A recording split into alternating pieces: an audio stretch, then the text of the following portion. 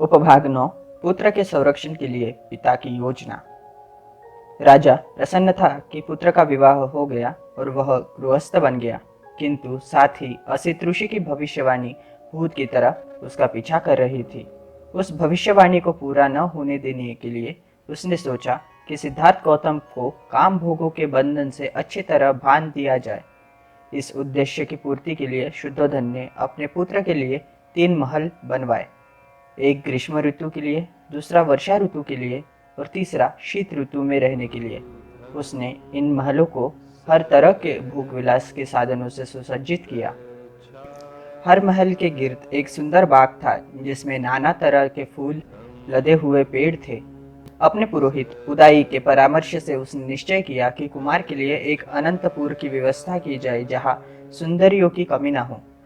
शुद्धोधन ने तब उदाई को कहा कि वह उन षोडशियों को संकेत कर दे कि वह राजकुमार का चित्त जीतने का प्रयास करे। उदाई ने सुंदरियों को इकट्ठा कर राजकुमार का चित्त लुभाने का संकेत ही नहीं दिया, बल्कि विधि भी बताई। उन्होंने संबोधित करके उसे कहा, आप सब इस कला में दक्ष है, आप सबको राग रंजित चित्त की भाषा का अच्छा परिचय है, आप सब सुंदर है, आकर्षक है, आप सब अपने कौशल में हैं, आप अपने चातुर्य से आप उन ऋषि मुनियों को भी जीत सकते हैं जो काम जीत माने जाते हैं, आप उन देवताओं को भी जीत सकते हैं जिन्होंने केवल दिव्य लोक की अप्सराएं ही लुभा सकते हैं।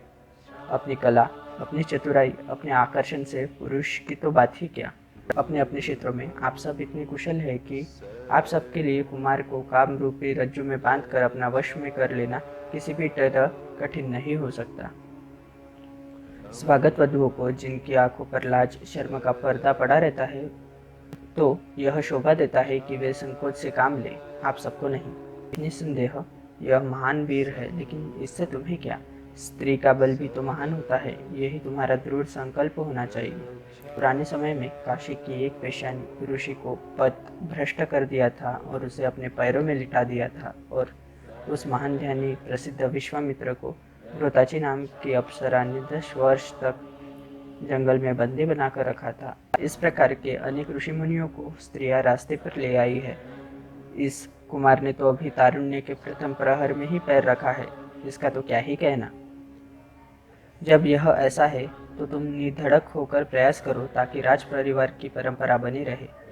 सामान्य स्त्रियां सामान्य आदमियों को वशीभूत करती है, किंतु धन्य है वे जो साधारण मनुष्यों को भी वशीभूत कर ले। उपभाग 10। स्त्रियां राजकुमार को अपने वश में ना ला सकी। उदाई के ये शब्द स्त्रियों के हृदय को छू गए। उन्होंने वह कुमार को वशीभूत करने के लिए अपनी सारी शक्ति लगा देने का निश्चय किया, लेकिन अपनी भ्रू भगिमाओं, अपने अति कटाक्षों, अपनी मुस्कुराहटों, अपने कोमल अंग संचालनों के बावजूद उन षोडशियों को यह विश्वास न था कि उनका जादू कुमार पर चल सकेगा। लेकिन पुरोहित उदाई के प्रेरणा के कारण, कुमार के कोमल स्वभाव के कारण तथा सूर्या और प्रेम मध्य के कारण उनका आत्मविश्वास शीघ्र ही स्थिर हो गया। तब स्त्रियां अपने काम में लग गई। कुमार की स्थिति वैसी ही थी जैसी हथिनी समूह से घिरे हुए हिमालय के जंगल में विचरते हुए हस्तिराज की हो। उन स्त्रियों से घिरा हुआ राजकुमार ऐसे ही सुशोभित होता था जैसे सूर्य देवता अपने दिव्य भवन में अप्सराओं से घिरा हो। उनमें से कुछ ने तो राग तिरेक से उससे अपनी छातियों से दबाया, कुछ दूसरियों ने लड़खड़ाने के बहाना बनाकर उसे बड़ी जोर से अपनी छातियों से लगाया। उसके बाद उन्होंने अपने लताओं से कोमल करों को उसके कंधों पर ढीला छोड़ अपना भार भी उस पर डाल दिया। कुछ दूसरियों ने अपना सूरा रंग रक्तवर्ण होठों वाले मुख के उसके कान में फुसफुसाया, मेरी रहस्यपूर्ण बातें सुनो। कुछ दूसरियों ने, जिनके वस्त्र इत्तरों से भीगे थे, उससे आज्ञा देने की तरह कहा, हमारी पूजा यहाँ करो।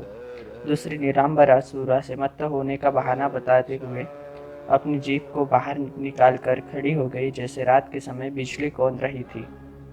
कुछ दूसरी घुंघरुओं का निनाद करती इधर उधर घूमती थी और अपने अर्ध आच्छादित शरीर का प्रदर्शन भी कर रही थी। कुछ दूसरी एक आम्र शाखा को पकड़कर खड़ी हो गई और अपने कलश सदृश छातियों का प्रदर्शन कर रही थी। कुछ दूसरी पद्म सरोवर से आई थी, हाथों में पद्म थे, आंखों भी पद्मों के ही समान थी। वह पद्म पाणी की तरह उस पद्ममुख राजकुमार के पास खड़ी थी। एक दूसरे ने उचित हाव भाव के साथ एक गीत गाया ताकि वह संयत भी उत्तेजित हो सके। उसकी दृष्टि कह रही थी, अरे तुम किस भ्रम में पड़े हो।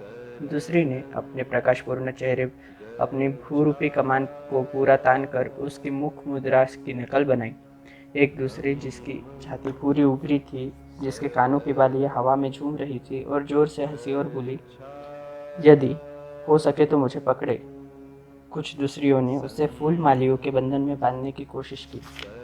कुछ दूसरियों ने उस पर मधुर किंतु अंकुश के समान चुभने वाले शब्दों का प्रहार किया। कुछ दूसरी ने उसे बुलाने के लिए एक आम्र वृक्ष की शाखा को हाथ में लेकर एक फूल दिखाया और प्रश्न किया, यह किसका फूल है। एक दूसरे ने आदमी की सी चाल ढाल बनाकर कहा, हे स्त्री, जीत जा इस पृथ्वी को, जीत। एक दूसरे ने एक नील पद्म का गंध लेते हुए अपनी गोल गोल आंखें मटकाते हुए कुछ अस्पष्ट शब्दों में राजकुमार को संबोधित किया। स्वामी मधुकंदी पुष्पों से आच्छादित इस आम्रफल को देखे, स्वर्ण पंजर में बंद की तरह कोकिल यह गाती है। यहाँ आए और इस अशोक वृक्ष को देखे जो प्रेमी योग का शोकवर्धक है, और जहाँ मधुमक्खियाँ ऐसे गुलजार करती हो मानो वे अग्निदग्ध हो।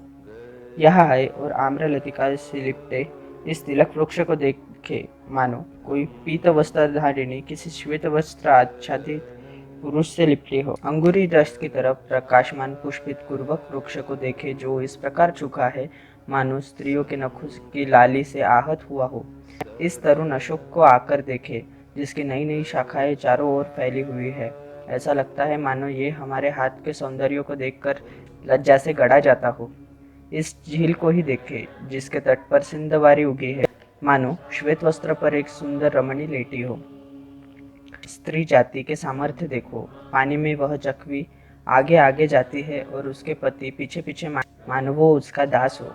मत्त कोकिल का संगीत सुनो और दूसरे पक्षी का भी उसका अक्षरशः अनुकरण करते हुए।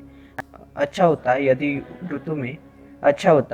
ऋतु में पक्षियों में पैदा होने वाला उन्माद का कुछ अंश आप में भी होता, और यह अपने आप को सदा बुद्धिमान समझते रहने वाले पंडितों के विचार न होता। इस प्रकार इन प्रेमासक्त स्त्रियों ने राजकुमार के विरुद्ध हर तरह की युद्ध नीति बरती। इतने आक्रमण किए जाने पर भी वह संतेंद्रिय प्रसन्न न हुआ, न ही मुस्कुराया। उनकी वास्तविक अवस्था से परिचय प्राप्त होने के कारण राजकुमार स्थिर एकाग्रचित विचार करता रहता। इन स्त्रियों में किस बात की ऐसी कमी है कि ये इतना भी नहीं देख सकती कि यौवन चंचल है, वार्धक्य समस्त सौंदर्य का नाश कर देगी। इस प्रकार यह बेमेल मेल महीनों वर्षों चलता रहा, किंतु इसका कुछ फल न हुआ। उपभाग 11। प्रधानमंत्री का कुमार को समझाना। उदय समझ गया कि तरुणियां असफल रही और राजकुमार ने उनमें कोई दिलचस्पी नहीं ली। नीति कुशल उदय ने राजकुमार से स्वयं बात करने की सोची। राजकुमार से एकांत में उदय ने कहा, क्योंकि मुझे राजा ने आपके सुहृद पद नियुक्त किया है, इसलिए मैं एक मित्र के अहमियत से आपसे दो बातें करना चाहता हूँ। किसी अहित काम से बचना, हितकर काम में लगना, विपत्ति में साथ न छोड़ना। मित्र, यह इसके 3 लक्षण हैं।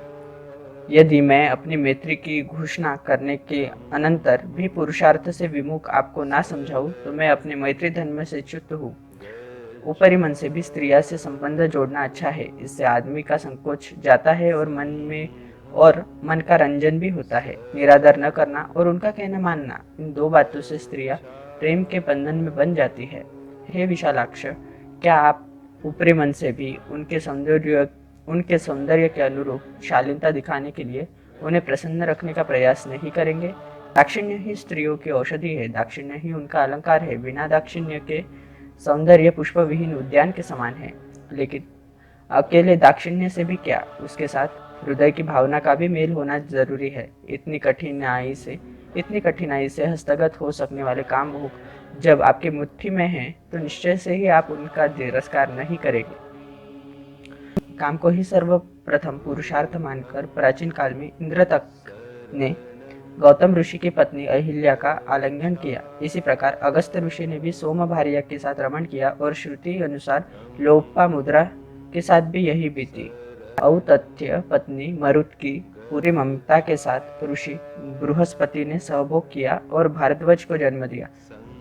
अर्घ्य अर्पण करती हुई बृहस्पति की पत्नी को चंद्रमा ने ग्रहण किया और दिव्य बुध को जन्म दिया। इसी प्रकार पुरातन समय में तिरेक के पर्श्य ऋषि ने यमुना के तट पर वरुण पुत्र की पुत्री काली से सहवास किया। वशिष्ठ ऋषि ने अक्षमाला नाम की एक नीच जाति की स्त्री के साथ सहवास किया और कपिलजात नाम के एक पुत्र को जन्म दिया। बड़ी आयु हो जाने पर भी राजश्री ययाति ने चैत्र रथ वन में अप्सरा व्ययवाची के साथ संभोग किया। यद्यपि वह जानता था कि पत्नी के साथ सहवास उसकी मृत्यु का कारण होगा, तो भी कौरव नरेश पांडु माद्री के रूपों और गुणों से मुग्ध हो प्रेम में वशीभूत हो गया। इस प्रकार के महान पुरुषों तक ने जुगुप्सित काम भोगों का सेवन किया है, तब प्रशंसनीय काम भोगों का सेवन करने में दोषी क्या है? यह सब होने पर भी आश्चर्य है कि शक्ति, तारुण्य और सौंदर्य से संपन्न आप उन काम भोगों की उपेक्षा कर रहे हैं जिन पर न्यायत आपका अधिकार और जिन पर सारा जग आसक्त है।